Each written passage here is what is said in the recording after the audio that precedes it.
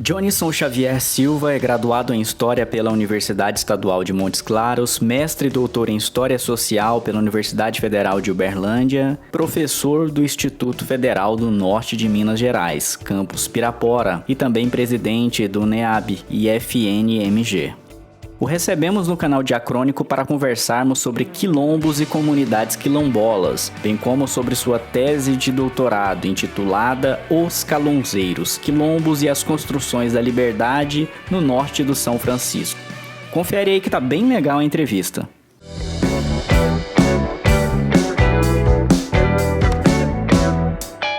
Boa tarde, boa noite, bom dia, não sei que horário vocês irão ver esse vídeo. É um prazer estar aqui no seu canal, Muniz. Muito obrigado por ter aceito o convite, Jonas, para a gente conversar sobre esse tema, um tema importantíssimo para a gente entender a história do Brasil e também a formação da sociedade. E a primeira pergunta, que eu vou te fazer é uma pergunta assim simples, mas não necessariamente fácil de responder. Como esses quilombos no Brasil se constituíram? Por vezes eles também são chamados de mocambos. Há alguma diferença entre essa palavra mocambo e quilombo? Primeiro que o termo mais usado, frequentemente mais usado, é mucambo. Inicialmente mucambo, depois quilombo se tornou o termo mais frequentemente usado. Os dois termos eles têm origem africana, né? E aí quilombo geralmente era usado para terminar ali da parte central da África, ele é utilizado para designar acampamento de guerreiros.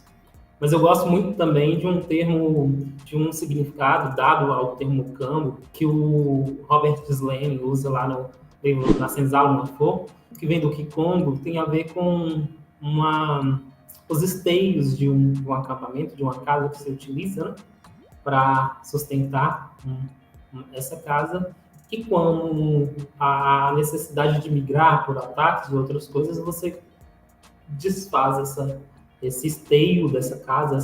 O esteio é a madeira que sustenta essa casa, bota nas costas e migra com sua casa nas costas. Eu gosto desse termo porque alguns dos povos africanos vindos para o Brasil, né, na África, ou afro-brasileiros vindo para cá, os escravizados que aqui estavam, que aqui nasceram, nas suas diásporas, nos seus processos migratórios, fazem muito isso, né? De leva nas costas a sua casa para se situar em outro lugar, né? Para ficar em outro lugar, para montar acampamento em outro lugar, construir um processo de territorialização em outro lugar. Aqui no norte de Minas, há uma prática também muito interessante que é semelhante a isso. As comunidades que vivem às margens do rio constroem suas casas de enchimento, não é nem de adobe, de enchimento, dentro do rio. E aí, quando o rio enche, né, elas desfazem as casas e instalam elas lá nos barrancos em cima do rio, que a gente não pode dizer com precisão que é uma prática herdada, né, desse processo migratório da África, mas que é muito comum. E, além disso, da metáfora de você carregar sua casa, sua história nas costas, é muito, muito significativo para entender o que são os quilombos. Mas são termos que são criados exterior aos quilombolas, eles são criados para classificar, perseguir, identificar sujeitos que precisam ser perseguidos pelo processo colonizador. E aí, no Brasil, designavam mucambos o agrupamento de negros fugidos. Talvez daí a gente tenha tirado essa primeira noção de que ali são negros escravizados que fugiram. A colonização, né, a coroa, designou que seria um agrupamento no Império apenas de 3 negros e não precisavam ser assentados, já eram quilombolas a ser perseguidos. Mas ao longo do tempo esse termo vai sendo ressignificado, né? Ele vai sendo apropriado, inclusive pelo movimento negro, como uma espécie de reconstrução da África aqui em certos termos, ou como uma espécie de retorno de onde que você, ou de uma possibilidade externa ao Brasil, ao sistema racista brasileiro, de um processo de resistência e de inspiração, sobretudo. Ao longo da década de 80, o termo já toma uma outra ressignificação, que é os remanescentes de quilombo, né? Os remanescentes desses indivíduos que fugiram e montaram construíram a sua vida em um território. Mas, historicamente, né, os quilombos eles são de negros fugidos, mas não compõem só deles. Se você for ao Vale do Jequitinhonha, por exemplo, há documentos que falam de agrupamentos de indígenas e negros ajuntando para atacar brancos ou não brancos, para roubar, para tomar posse dos bens para si. Ou você tem também relatos de pessoas pobres, brancas, vivendo dentro dos quilombos. Mas, majoritariamente, são negros fugidos do processo escravista e que constrói, a partir dos quilombos, uma perspectiva de liberdade, tá? Então, é um processo de resistência, sim. Não necessariamente contrário à escravidão. Não necessariamente ele busca implodir o sistema escravista. Mas é um processo de resistência, às vezes uma brecha. Às vezes ele dialoga com esse sistema escravista. Mas isso é assunto mais para frente. Você disse aí que, de fato, os quilombos, então, eles possibilitavam, constituíam um espaço que seria uma perspectiva, uma possibilidade de liberdade. E na sua própria tese, você enuncia ao quilombo que você estudou como um espaço, uma construção de um espaço de liberdade. Em que medida se dava essa liberdade? É o João José Reis que fala que a liberdade está sempre por um fio, né? Então, a liberdade no Brasil está sempre por um fio.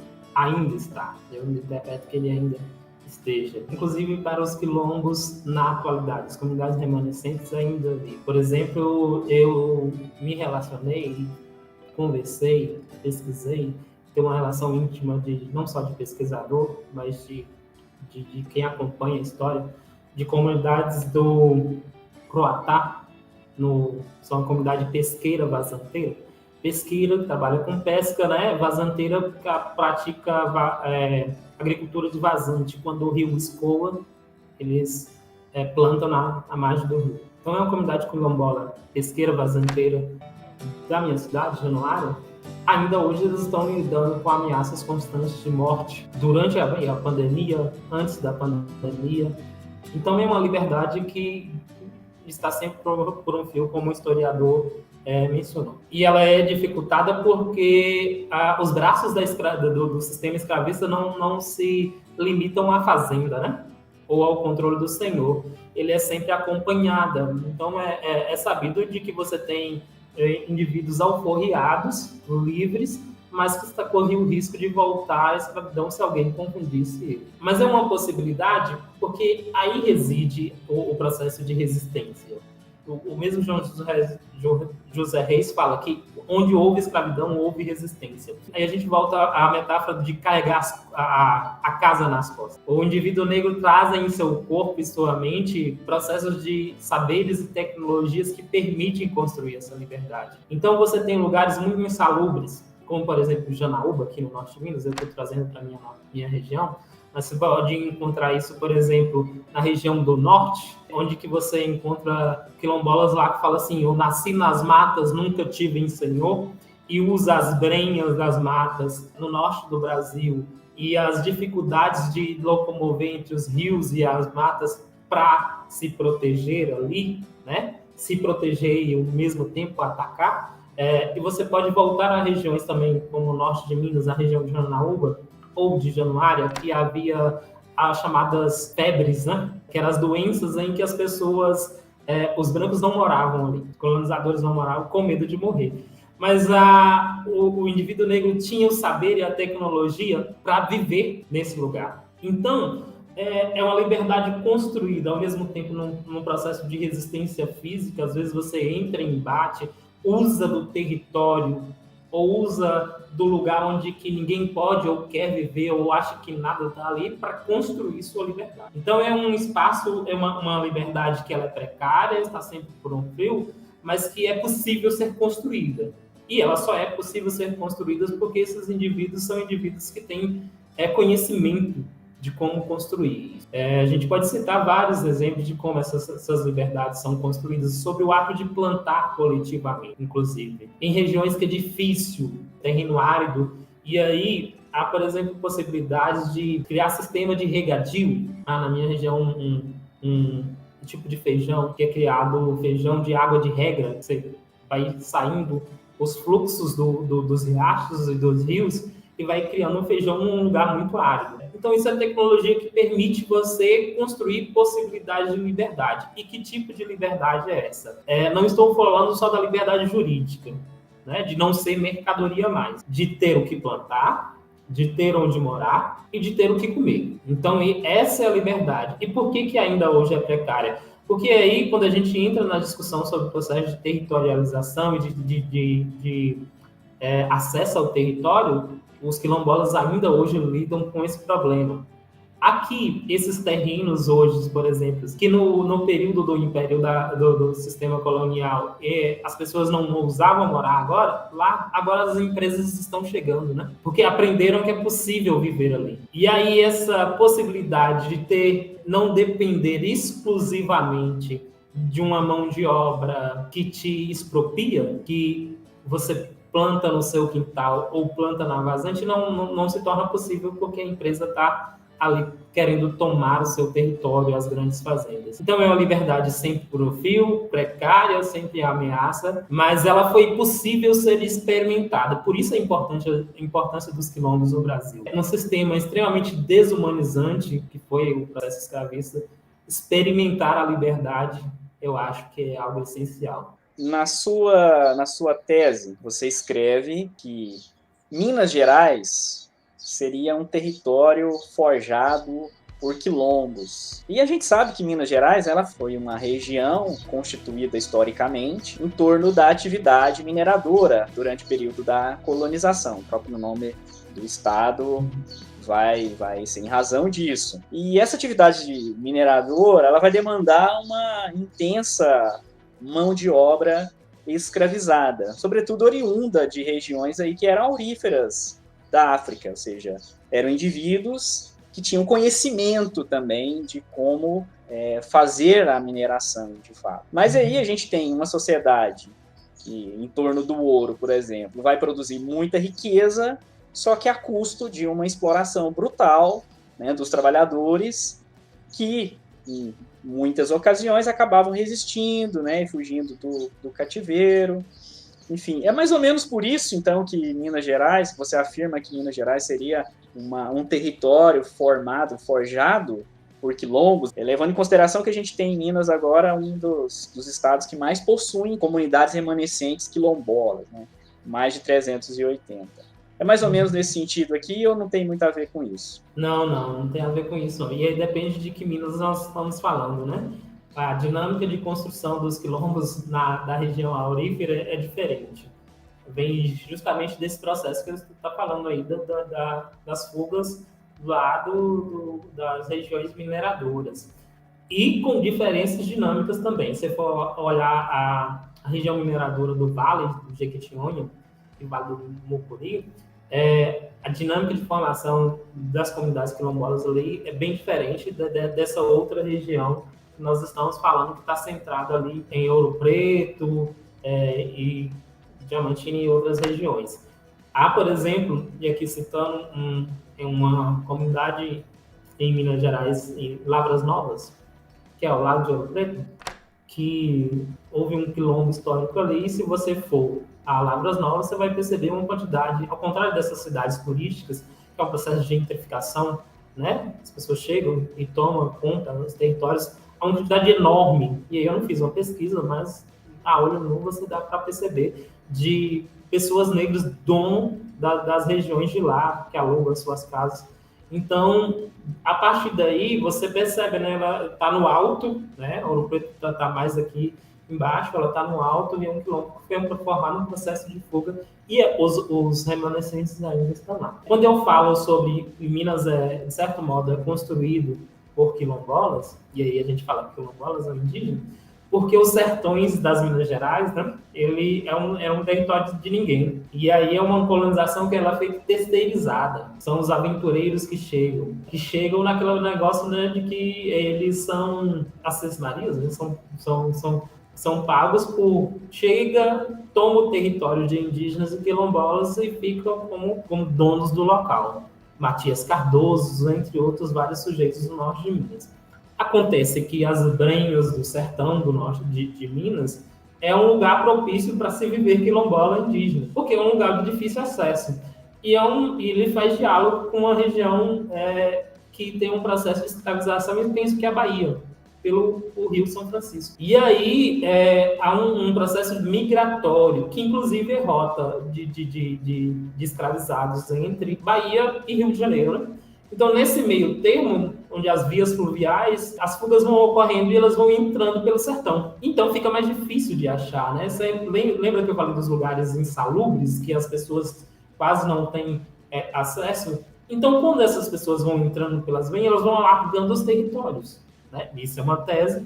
Elas vão alargando os territórios situídos. Quando o colonizador chega de modo terceirizado, esse território ele já está habitável, já se planta ali, já se cultiva ali, já tem modos de viver num território inóspito. E aí, por isso que um sertão é constituído. A gente costuma brincar aqui, né, dizendo que o sertanejo, disse que o sertanejo é, antes de tudo, um forte. O sertanejo é, antes de tudo, um quilombola e um indígena, porque é o que a gente chama de comunidades sertanejas do norte e noroeste de Minas, são esses povos quilombolas e indígenas, que ainda hoje estão aqui, né? Você encontra o território dos Pataxós, aliás, dos Chacriabás, dos Pancararus, ainda estão por aqui, e além das várias comunidades quilombolas que estão pelo norte de Minas. Agora, a região que você mencionou, a aurífera, ela tem uma dinâmica diferente, bem diferente. Se você for para o centro-oeste, que é a construção de grandes fazendas ali, também tem uma dinâmica. A incidência de quilombos lá é um pouco menor, justamente por causa da construção de grandes fazendas lá, enquanto no sertão ela é maior, porque além das vastidões, é um lugar mais propício de você se esconder, atacar, entre outros, e se proteger. Maravilha! São muitas minas, né? Bem que você disse. Muitas minas. Esses quilombolas, esses fugidos aí da escravidão, que chegaram aí nesse período colonial do Brasil no norte de Minas, então eles estavam vindo mais da Bahia, né? Pelo Rio São Francisco. Isso. Vinha a migração é maior da região da Bahia mesmo, ali pelo Rio São Francisco, e ainda porque inclusive é uma discussão da identidade, né, norte-mineira.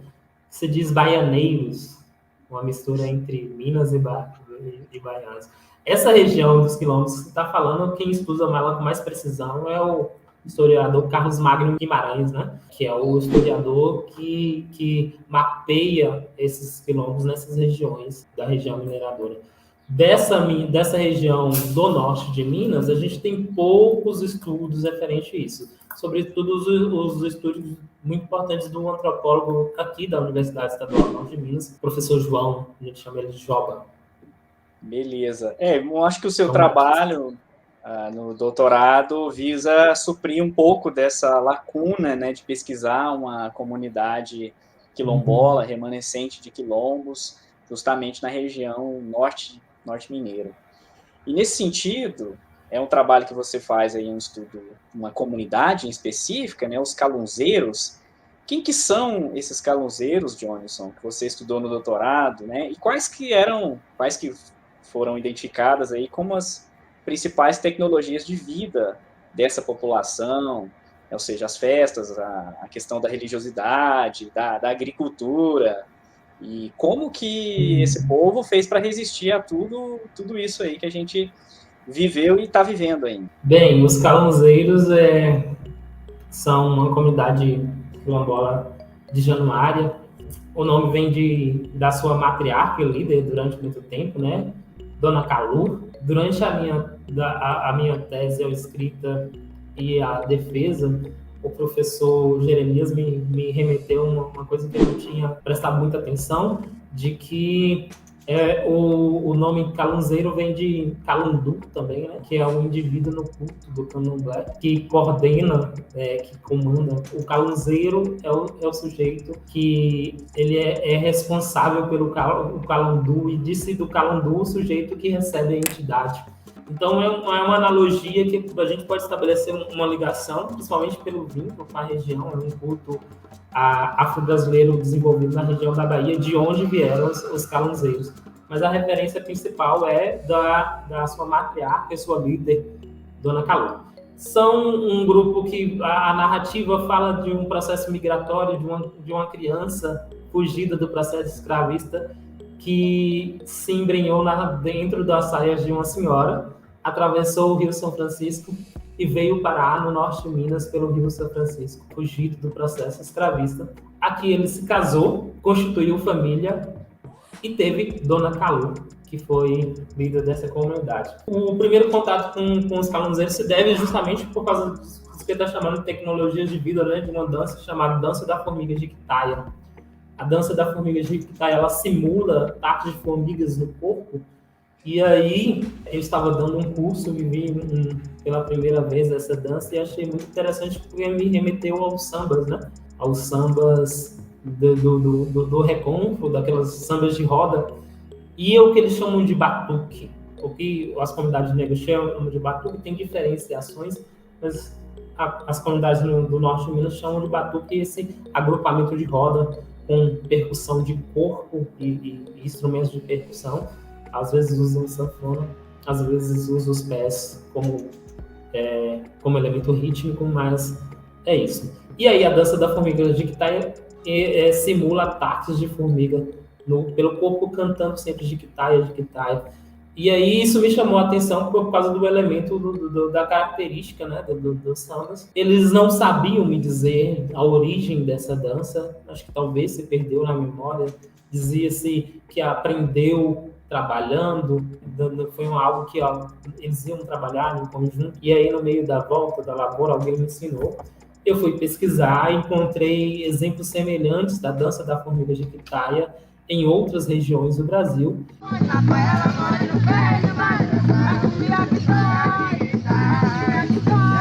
Lá, a explicação da origem da dança é de que é uma dança que foi gerada a partir da vivência das senzalas, os ataques de formigas nas senzalas, e aí essa é uma expressão dessa dança, né, dos ataques, transformando em música e dança os ataques de formigas que sofriam nas senzalas, já tem uma origem. Eu interpreto isso da seguinte maneira: são as memórias do corpo, inscritas no corpo, que fazem que uma dança secular que vincula uma ancestralidade perpetue no norte de Minas, mesmo que na narrativa ela não mencione sua origem.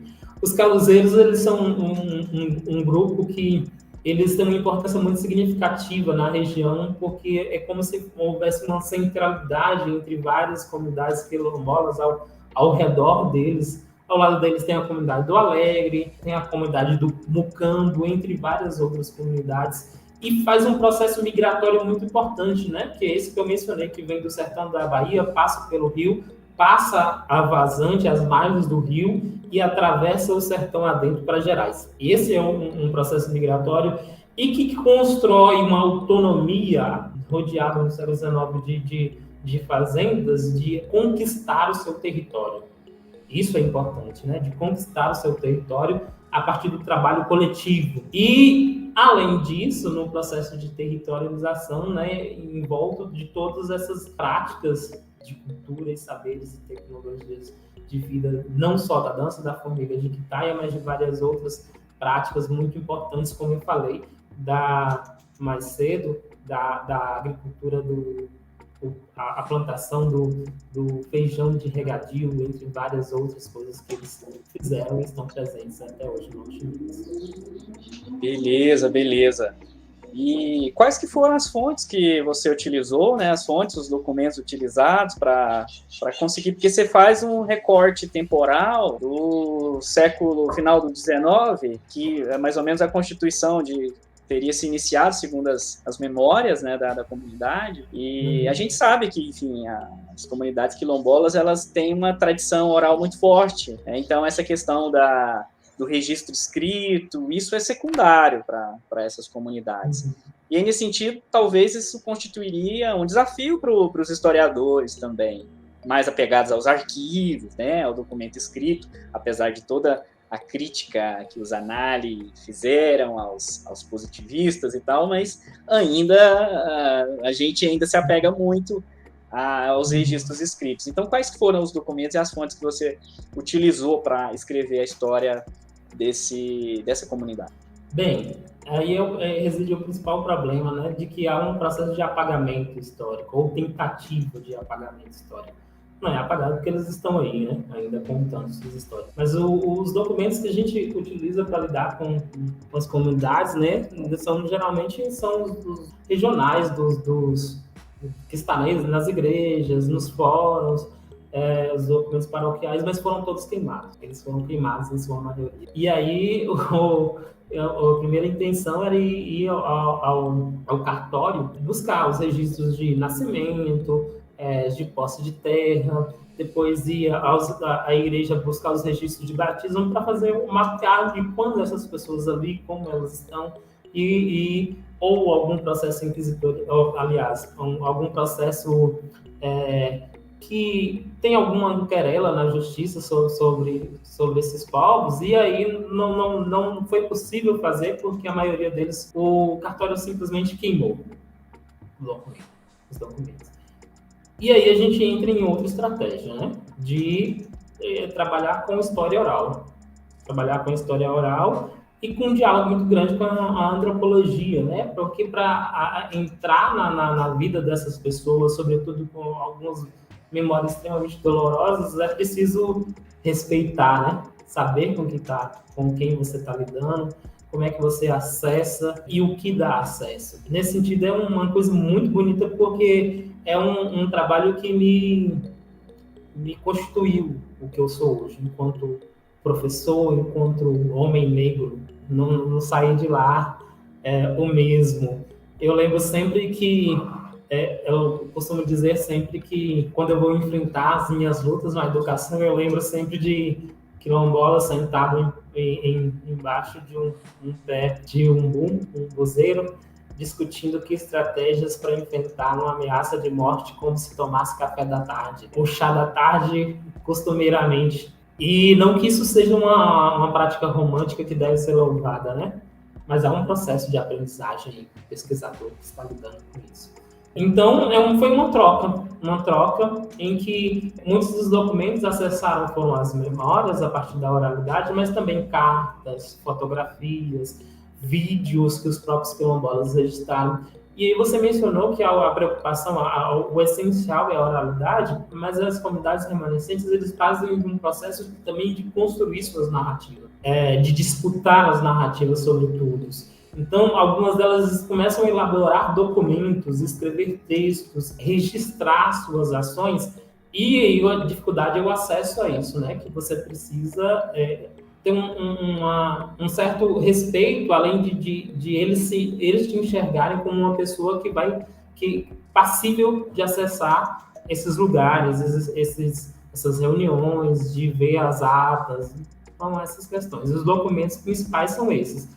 Além dos documentos que a gente lê a contrapelo, né, como os historiadores gostam de dizer. São os registros viajantes, são os livros de memórias, entre outras coisas, mas, sobretudo, a oralidade, os documentos elaborados e guardados pelos próprios quilombolas. Interessante isso que você falou agora, né? Quer dizer, os documentos escritos foram queimados, não sabe por qual motivo, né, por qual razão, a gente pode confabular aqui sobre qual, né, mas acaba que os documentos estão queimados, mas ao mesmo tempo você tem ali um tipo de documento que pode ser acessado, só que o pesquisador ele precisa ser a chave para abrir essa porta, né, assim, quem vai dizer se você é a chave ou não é justamente os guardiões dessa porta, né, que seriam provavelmente a própria comunidade ou os mais velhos da comunidade também, que vão relembrar dessas memórias, né, mais antigas.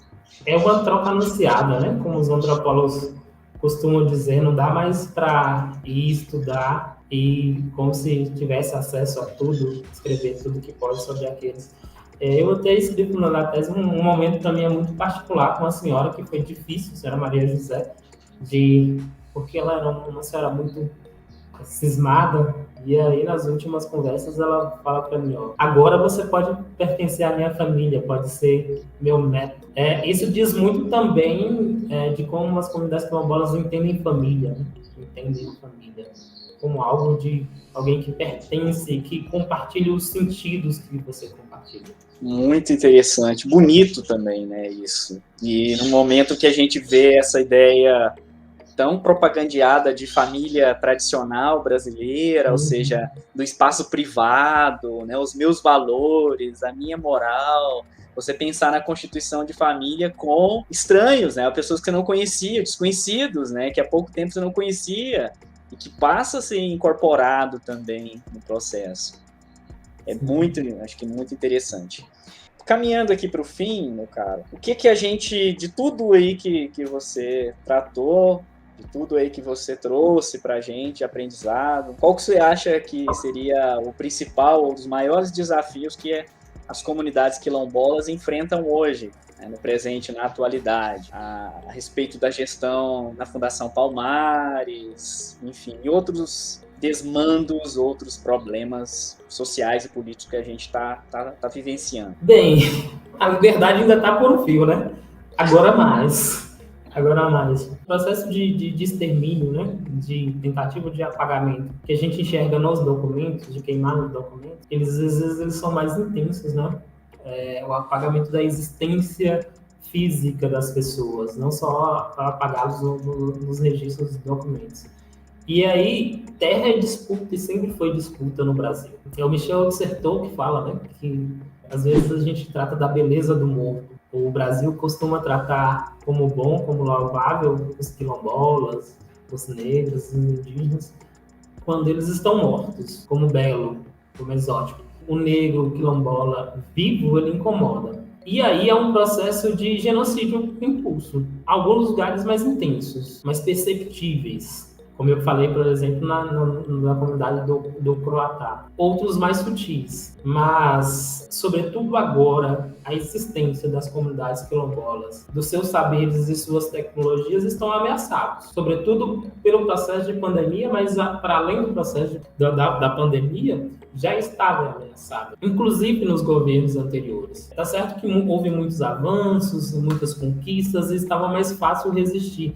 Mas o embate com as fazendas, com a luta pelo território, ela nunca deixou de existir, está presente. Uma outra questão que é essencial aqui, como educadores, é de que nós somos um estado que está rodeado de comunidades, cheios de comunidades quilombolas e indígenas, e a própria educação perpetua esse apagamento. Não cumpre a lei 10.639 e as diretrizes curriculares para as escolas quilombolas ou as escolas que atendem alunos quilombolas. Então, é um processo de tentativa de apagamento e de genocídio em vários aspectos. E está presente e é difícil.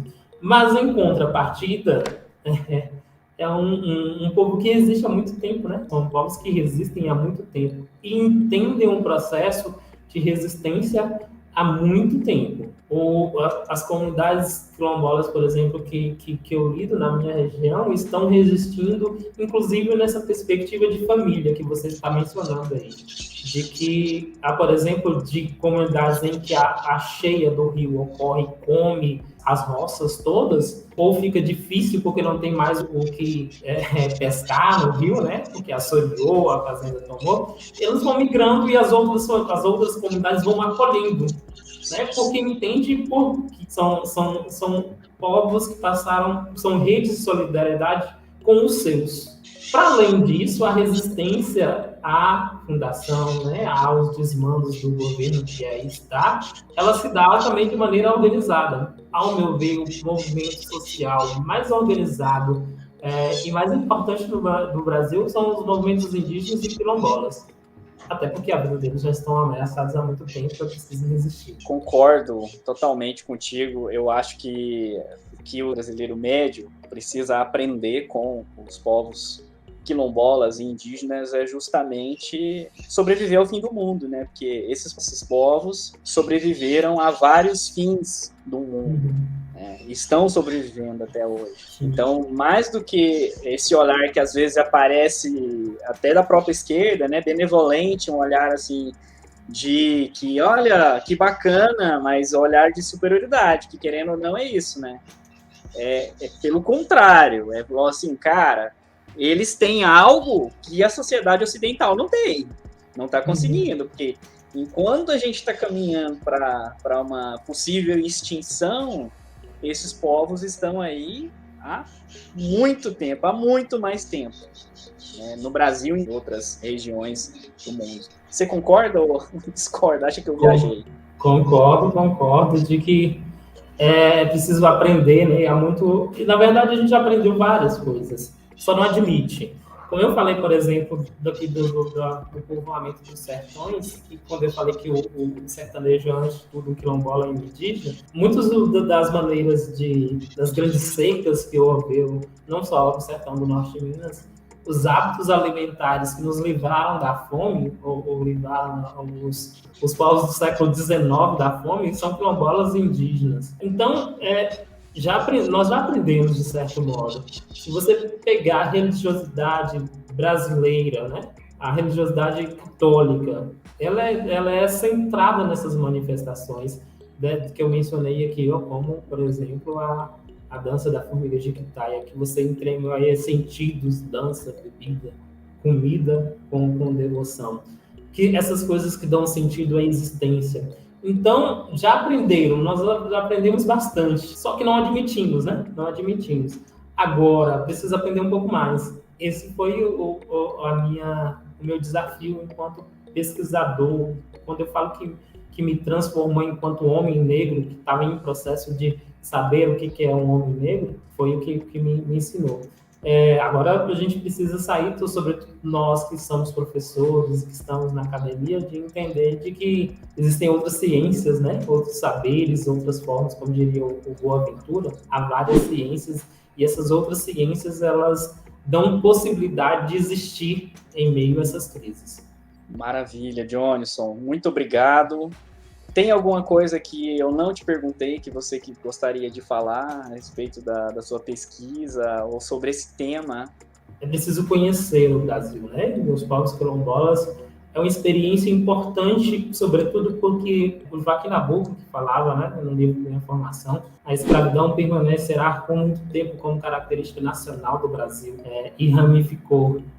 E aí a gente entendeu a escravidão sempre nessa perspectiva. Ela irremediavelmente nos afetou, mas afetou ou nós nos tornamos violentos, ou os negros vão morrer de banzo, ou vão resistir morrendo. A experiência dos quilombos é uma experiência contrária a isso, né? É possível viver bem, mesmo que isso seja precário, por um fio, e é possível ser livre, viver bem, se alimentar, cultuar, plantar, criar gerações duradouras. A experiência quilombola é isso, duradoura, né? E ainda por isso ainda hoje existente. Eu acho que o mais importante de entender a história dos quilombos é entender as possibilidades de liberdade e de resistência e existência para além da dor e da violência. É isso, gente, é isso. Muito obrigado pela sua paciência, Johnson, pela disposição de vir conversar com a gente, o Diacrônico. Beleza? Obrigado demais. Eu que agradeço. Valeu, gente. Até a próxima.